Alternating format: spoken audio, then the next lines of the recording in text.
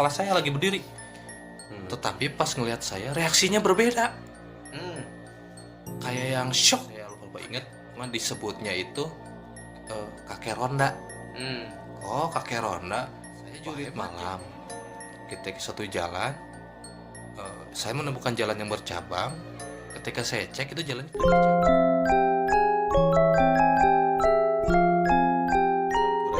Assalamualaikum warahmatullahi wabarakatuh. Waalaikumsalam. Rampes, waalaikumsalam. Bertemu lagi bersama kita di Cabai Merah yang lada. Masih tetap cerita mistis. Cerita mistis kali ini akan diceritakan oleh J, yang identitasnya tidak mau dilihatkan secara langsung. Jika acara silet anjir. Silet. Nah, sekarang narasumbernya dari J, dan sebelum cerita jangan lupa nyarande dulu. Oke. Nah, ini pengalaman pribadi J ketika mendaki gunung lewati lembah. Sungai mengalir indah ke samudra. Bersama teman petualang. Di gunung lewati lembah, sungai mengalir indah ke samudra.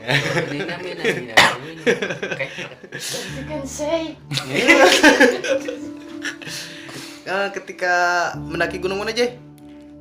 Gunung Puntang. Puntang. Tarik tuh. Tarik gunung deket. Daerah mana Puntang? Daerah Apa sih? Banjaran. Ciwidey. Bukan. Ciamis. Banjaran. Banjaran.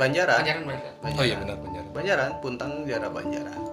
Jadi dia mengalami hal mitis deh. Mitik. Mengalami hal mistis ketika mendaki Gunung Puntang. Jadi langsung saja Jay ceritakan kisah mistisnya ketika mendaki Gunung Puntang. 3 menit. Oke. Bismillah. Bismillah.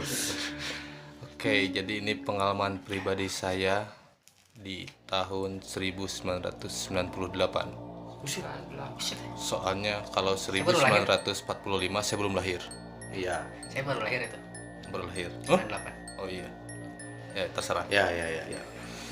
Saat itu saya berada di sekolah SMP kelas 2. Sampai mana? SMP Angkasa. Kasar. Karena saya orangnya itu supel, saya orangnya suka nyanyi, suka musik, maka saya ikut organisasi pramuka. Ya, nyambung. Ih, nyambung. Nyanyi kan? Yang ada pramuka. Iya, Pramuka. Iya. Tepuk tangannya palas gitu. Iya. Pramuka. Pitch controlnya kurang kali. Pitch control dari sini. Iya. Sok lagi garing. Terus ini. Oke, singkat cerita, suatu hari ada undangan dari organisasi untuk melakukan camping di Gunung Puntang dengan alasan waktu itu untuk acara kebersamaan. Oke, singkat cerita, kami tiba di Gunung Puntang Kenapa itu. Anda merokok ya tadi?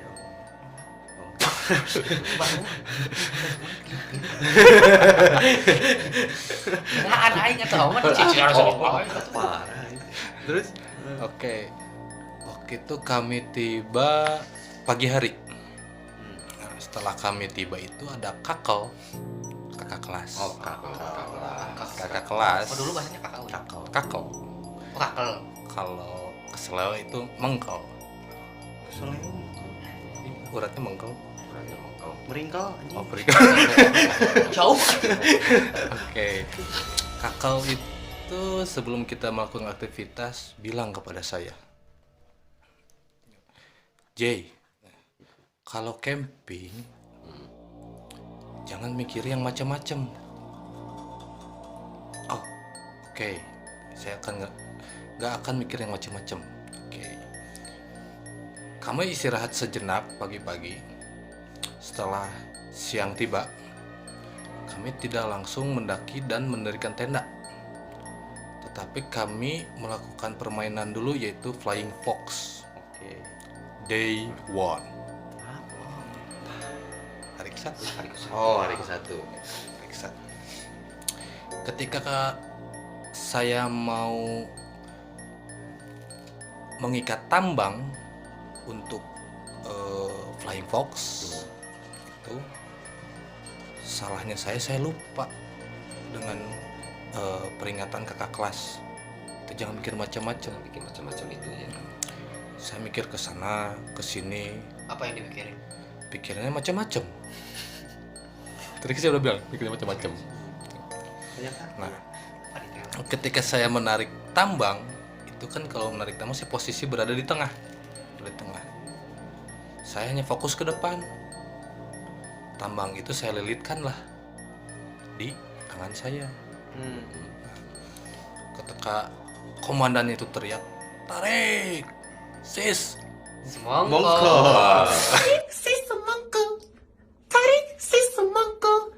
Tarik si semongko. tarik. Sis. Seketika, Enggak. seketika saya ditarik langsung, ternyata di belakang saya itu ada juga yang menarik, tetapi arahnya berbeda. Jadi yang depan narik ke sebelah kiri, yang belakang narik ke sebelah kanan. Saya posisi berada di tengah. Akhirnya tangan saya itu terlilit tambang. Karena saya kaget, saya tarik langsung gitu tangan saya. Akhirnya tangan saya agak sobek, melilit-lilit dengan tambang itu. Terlilit tambang. Kalau zaman sekarang terlilit utang sih. Iya, itu sobeknya di hati. Oke. Curhat aja. Kolektor baru Karena itu awalnya saya sudah mikir macam-macam, ketambah dengan kejadian itu, jadi tambah macam-macam pikiran saya. Udah kalut itu. Saya ditenangkan oleh kakak kelas. Oke, udah beres, udah saya agak tenang. Mulailah hari sudah mulai gelap. Enggak, di skip aja. Oh, di skip. Langsung gelap. double klik di kanan. Iya, Terus udah. cepat. Ku. Udah, apa sih ditanya? Narasumbernya banyak gaya. Hari mulai KBW sampai kumaha kan mana salita. mulai gelap.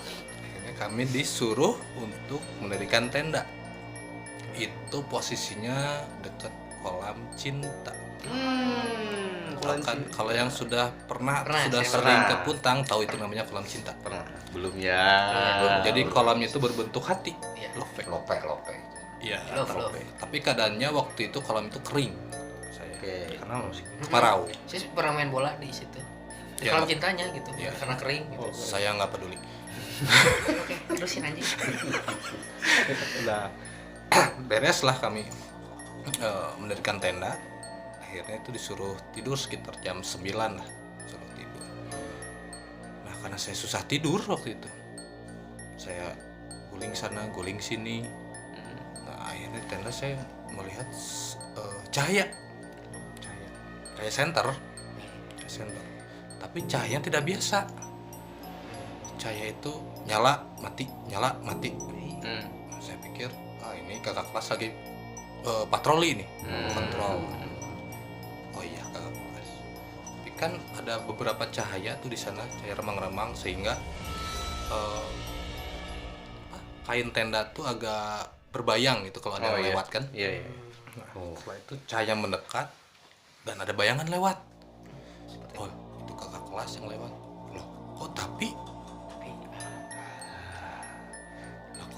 bayangannya dia memakai topi caping. Caping itu yang kayak petani gitu. Topi petani. Topi petani. Atasnya. Jangan chip Vietcong. Iya.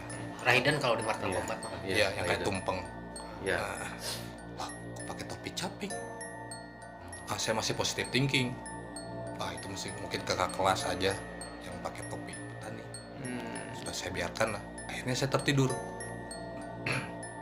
Jam 12 malam, tepat jam 12 malam, itu tiba-tiba saya dibangunkan sama kakak kelas semua. Mas lagi. Dibangunin mungkin ya. Dibangunkan. Anggap aja saya mati. Gak ketangkap. Amit-amit.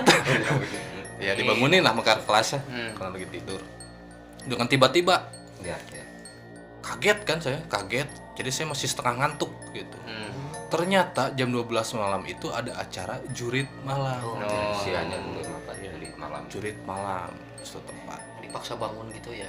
Ya, karena keadaan setengah ngantuk tuh. Saya masih sempoyongan tuh jalan. Sempoyongan jalan. Saya mendengar tuh perbincangan kakak kelas. Dia bilang nanti di tengah-tengah dia ngobrol sama kakak kelas juga. Oh iya. Tengah-tengah kita jahilin ini anak-anak, kita takut-takutin. Oh, ada yang mau takut-takutin nih. Udah saya terusin. Kami dikumpulkanlah di satu lapangan besar. Dikasih instruksi, tapi saya tidak mendengar karena saya masih setengah ngantuk. Masih setengah ini ya. Setengah ngantuk, tiba-tiba kakak kelas menyalakan setter saya kepada di muka saya. Cek gitu. Saya kan kaget. Ada apa gitu? Kamu yang duluan berangkat. Waduh, saya yang duluan. Kamu harus mengelilingi rute itu. Saya kan nggak terlalu mendengar waktu itu, nggak ngedengerin rute itu, tapi tidak boleh membawa alat penerangan. Oh oke, gitu. Ya udahlah nggak apa. Oke, singkat cerita, mulailah saya jalan. Di situ masih banyak orang. Nah, saya dapat instruksi kalau ketemu orang, sebutkan kode, yaitu prakasa. Pramuka angkasa. Iya. Kalau orang itu menjawab sedia, berarti itu adalah kakak kelas kita, dan kita nanti akan dikasih instruksi selanjutnya. Oh gitu. Ketika banyak orang, satu-satu tuh saya tanyain karena saya tidak tahu kan kakak kelas yang mana. Posisi gelap. Nah ada yang camping, saya tanya prakasa. Oh bukan. Perkosa Wondan ya. Perkosa. Wah saya di penjara. Prakasa bukan. Prakasa bukan. Oh ini mana kakak kelas? Udahlah, saya terusin tuh jalan. Oh rutenya nyari sendiri gitu. Rutenya sebenarnya udah ditunjuk, cuman saya tidak terlalu ngedengerin. Saya jalan sampai jalan itu sepi, tidak ada satu orang pun di situ. Sendiri tuh. Sendiri, tanpa alat penerangan. Ketika saya tuh jalan kan tunduk, karena kan gelap dan agak takut nih. Tunduklah saya lihat ke bawah. Setelah beberapa langkah, saya berhenti. Kok di depan kayak ada yang lagi berdiri nih. Berdiri. Saya deketin. Wah, ini ada kaki. Kelihatan, saya kelihatan ke bawah tuh. Jadi kelihatan kakinya saja ya. Kaki. Tapi kok hitam?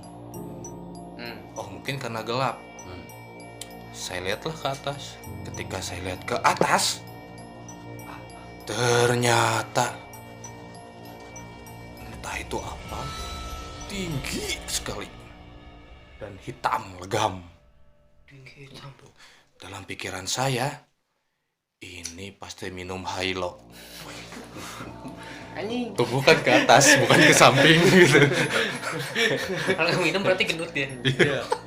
Ya, oke lah. Saya lihat ke atas. Suara apa tuh? Bumbuyo. Bumbuyo terus. Videonya mulai besar-besar. Saya lihat ke atas. Ini apa? Tinggi sekali. Hitam legam. Saya lihat matanya, merah. Matanya merah. Ini apa ya? Tapi saya masih positive thinking. Oh, ini mungkin kakak kelas yang mau nakut-nakutin saya.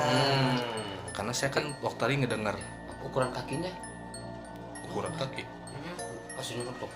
Dia tuh normal biasa. Normal, cuma dia tinggi. Tinggi. 42 lah segitu. Janggung ipis menurut. Jagung ipis kayak gitu. Oh, ini kakak kelas yang mau nakut-nakutin. Udahlah, saya tanya tuh, Prakasa.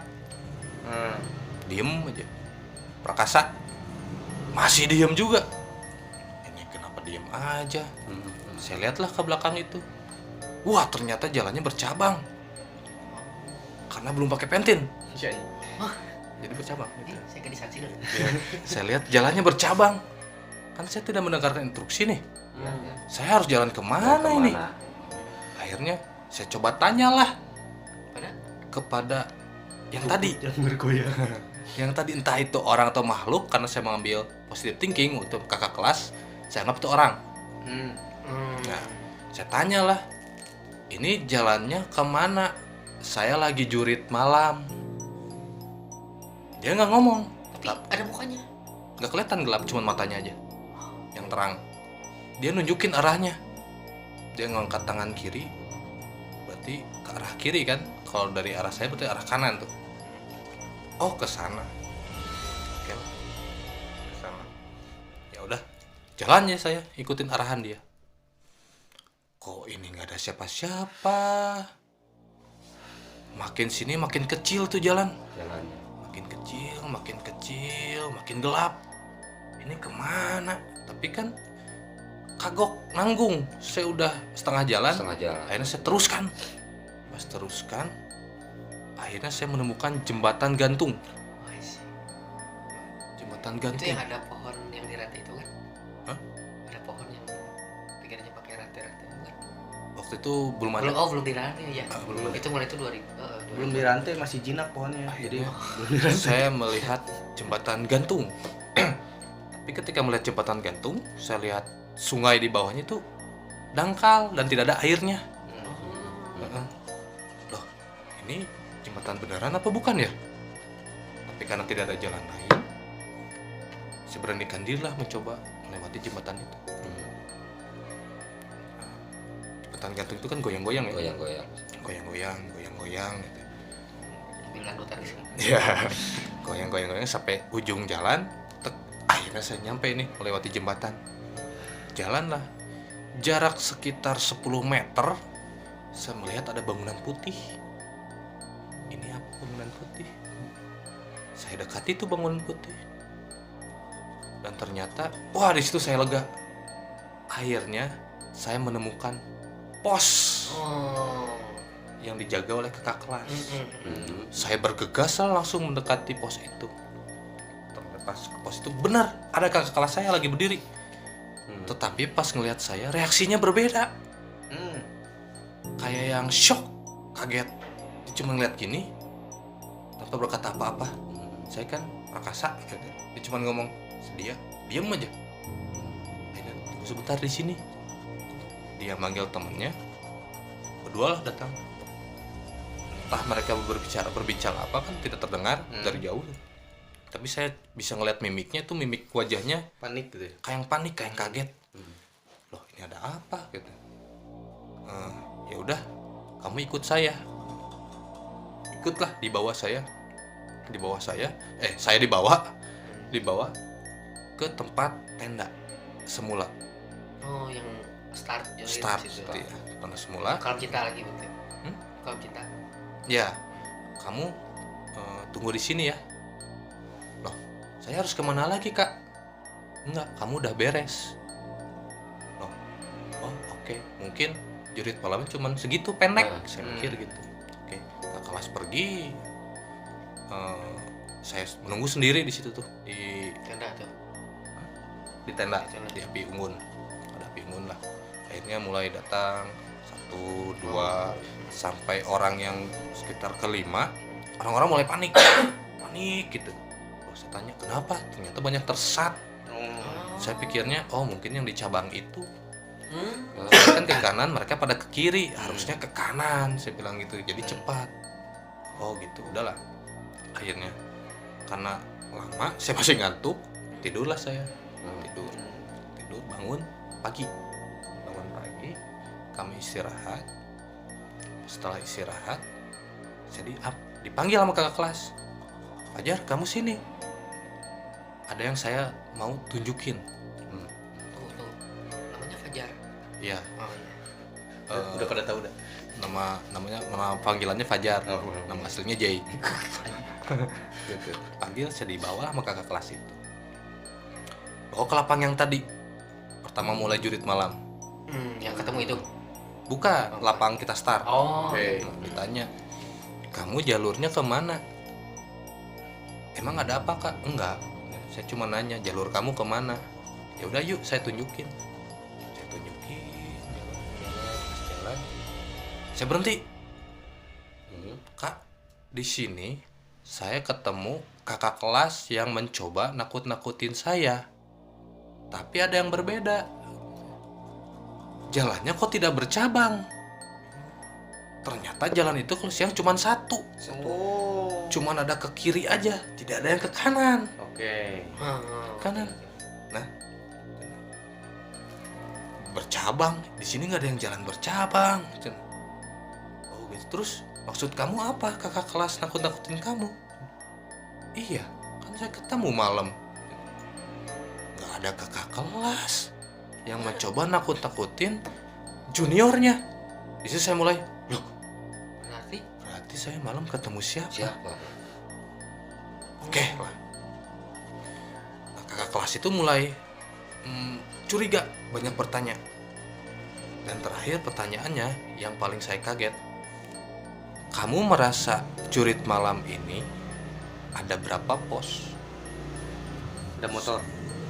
Ada motor juga Pak, lewat. Lewat. Oke. Ada berapa pos? Hmm. 1 Kak. Saya cuma ngelihat 1.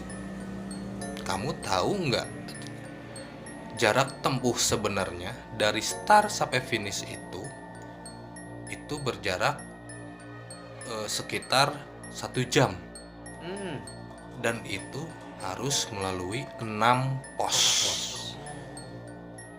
Terus nah, kamu hanya melihat 1 pos dan jarak tempuh Jarak tempuh. kamu dari start saya suruh itu cuman 10 menit. Di situ saya langsung ambil kesimpulan. Nah, pantas kakak kelas saya ketemu di pos itu kaget. Udah nyampe lagi. Iya, Datang karena waktu dia 10 itu dia baru nyampe di pos, baru siap-siap, saya sudah datang. Oh. Loh, kaget. Oh itu. Lah saya nggak banyak ngomong lagi ya. Akhirnya karena saya agak sedikit kaget, saya izin. Saya mau beli kopi di warung. Oke lah. Saya ke warung, saya beli kopi. Tuh ibu-ibu yang jaga. Saya nanya, Bu, kalau di camping di sini enak ya? Kenapa? Karena tiap malam itu suka ada yang patroli, yang ngejaga. Oh, pakai topi itu ya, Ya, camping. dia diem. Ya emang sih di sini kalau misalkan kita tidak berbuat macam-macam, itu suka ada yang patroli, yang ngejaga. Itu saya lupa inget, cuman disebutnya itu kakek ronda. Hmm. Oh kakek ronda, wah hebat ya. Kata saya, dia malam-malam masih mau ngejagain orang-orang yang camping. Iya, kakek ronda memang ada, tapi itu 10 tahun yang lalu dan beliau sudah wafat. Aing merinding sih. Berarti yang patroli waktu itu siapa? Siapa? Mungkin kakek itu, tapi sudah bukan manusia lagi. Kan sudah wafat 10 tahun yang lalu. Iya, 10 tahun yang lalu. Aduh, saya bilang, Bu, saya kemarin malam melihat. Si ibunya cuma ketawa. Oh iya, cerita lagi lah. Terus kejadian apa lagi yang nimpa Ade? Gitu. Saya jurit malam, kita ke satu jalan. Saya menemukan jalan yang bercabang. Ketika saya cek itu jalannya tidak bercabang. Ibunya mulai agak berubah mimiknya. Hmm. Kaget ya. Kaget. Terus saya ketemu sama entah itu apa, gitu. Tinggi, hitam dan matanya merah. Terus dia menunjukkan jalan ibunya gitu. Terus saya ikutin lah arah dari dia. Dia. Nah, setelah itu tapi bener Bu jalannya, cuman yang saya kaget itu kok yang jarak tempuhnya 1 jam menjadi 10 menit. Si ibunya langsung kaget dan dia bilang, Dek, kamu beruntung. Beruntung. Jalannya. Kenapa? Karena rata-rata orang yang ketemu itu dan dia mengikuti arah jalannya itu jarang yang bisa balik lagi. Karena ketika Ade melewati itu, Ade sedang memasuki dimensi lain. Saya langsung "Hah?" Kaget. Tapi syukurnya saya balik lagi. Pantesan jarak saya jadi sebentar. 10 menit. Yang harus terjam 10 menit. Nah, semenjak itulah, dari situlah saya kembali ke tenda. Saya tidak bercerita apa-apa, saya tidak ngomong apa-apa dan minta ke kakak kelas saya ingin pulang. Saya ingin pulang. Ditahan lah sama kakak kelas. Oke. Karena saya merengek, ya oke lah. Nanti kita sore kita beresin dan pulang. Jai doang. Ya pulang. Enggak semuanya, Semua, akhirnya. semuanya. Karena saya merengek waktu itu. Oh, gara-gara tahu kejadian itu, Ya, kayaknya pulang. cuman kejadian yang saya masuk dimensi lain itu saya tidak ceritakan. Oh. Seperti itu. Saya pulang lah. Dan beres itu saya masih bertanya-tanya sebenarnya itu apa dan siapa dan saya kemana. Gitu ceritanya. Ada yang mau berpendapat dulu? Nah, oh itu endingnya gitu. Oh, kok gitu? Ya, itu main Tapi otot menarik sih. Karena saya juga pernah camping di Puntang berapa kali? 4-5 kali lah. Lihat ke sana aja, lihatin ke sana aja. 5 kali camping di Puntang waktu zaman SMA mah. Kalau cerita oh, sorry. Sok biarlah. Gandeng main kan. Oke. Nah, kenal lah. Isunya dulu sih emang ada tempat dimensi lain. Itu juga camp ya sering sih yang pohon beringin yang waktu zaman saya yang dirantai buat tahun 2000-an lah, 2002 2003-an lah. Memang ada pohon di situ. Ya, pohon beringin yang dirantai gitu, tau kan ya. Kan di situ ada jalannya ke atas ada ya. Iya. Ke bawahnya. Sebelum nanti warung sama jembatan. Dulu mah saya sama teman SMA tuh si Mario. Oh, Mario saya tahu, saya kenal Marionya. Nah. Ini ada kolektor gawe. Anjing. Musuh mana ya tuh? Dulu jadi nyusul teman-teman udah camping duluan. Zaman dulu mah nggak ada handphonenya. Jadi janjian di mana gitu. Iya. Kan nggak ada ya. Jadi, "Mari di mana di sini dia" gitu kan. Nggak mungkin gitu. Itu zaman dulu mah jadi ya udah yuk kita nyari sendiri aja di Puntang. Ternyata perjalanannya startnya jam 7. Sampai di sana tuh jam 10-11an lah. Nah, udah di Puntang sekitar jam segitu hanya ke warung dulu. Jadi jembatan, warung, pohon beringin ya. Kan di warung dulu aja. Terus berencana mau nyusur kemana? Ya udahlah, ke bawah aja dulu. Tapi anak ke atas ke kolam cinta, misi anak-anak di kolam cinta. Soalnya pernah camping dulu juga di kolam cinta sebelumnya tuh. Itu cerita sebelumnya juga kolam cinta ada kejadian juga, tapi ini dulu ya. Nah, Anda panjang mungkin ceritanya nanti. nanti aja konten kedua. Oh, iya. Ini mah tentang dulu.